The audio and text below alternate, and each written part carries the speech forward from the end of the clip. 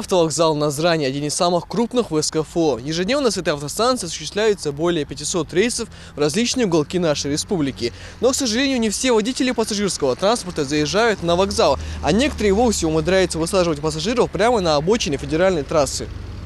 Жалобы от жителей, что их буквально оставляют на проезжей части, начали появляться в сети интернет совсем недавно. Касается это в первую очередь частного пассажирского транспорта, который следует из Магаса. Перед тем, как началась реконструкция федеральной автотрассы «Кавказ», далеко не все водители соглашались даже заезжать на новую автостанцию. А теперь, когда большинство транспорта проезжает вдоль автовокзала, автобусы и «Газели» просто высаживают пассажиров по пути следования. Я считаю, что это неправильно. Просто есть некоторые газелисты, которым трудно проехать эти 10 метров, чтобы высадить человека в безопасной ситуации. То есть они высаживают там на трассе.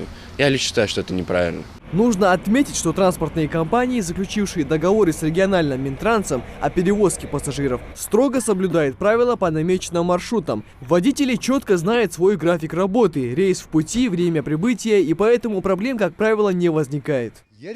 Абсолютно все водители маршрута номер 7 четко знают свой маршрут. «Газели» отъезжают отсюда на место старой автостанции. Далее идут на рынок фабрика, затем в район завода. Свою работу мы выполняем согласно правилам и стараемся добросовестно исполнять свои обязанности.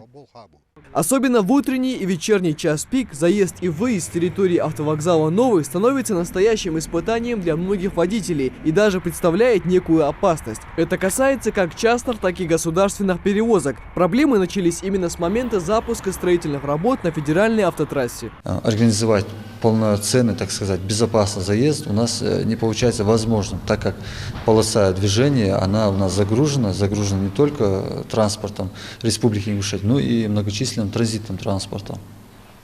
Но могу заверить пассажиров, жителей республики, после завершения цикла по строительству данного участка мы сделаем всевозможное, чтобы возобновить движение. Движение будет возобновлено в полном объеме и отвечающим требованиям правил движения безопасности по данному направлению. По итогу все упирается во временные трудности, которые в связи с реконструкцией ФАТ «Кавказ» чувствуют на себе не только пассажиры, но и водители. Однако проблему нужно решать, хотя бы частично до конца завершения срока сдачи автодороги. В Министерстве транспорта обещали обдумать возможные варианты пути решения этого вопроса. Михаил Тангиев, Адам Далаков, Новости 24.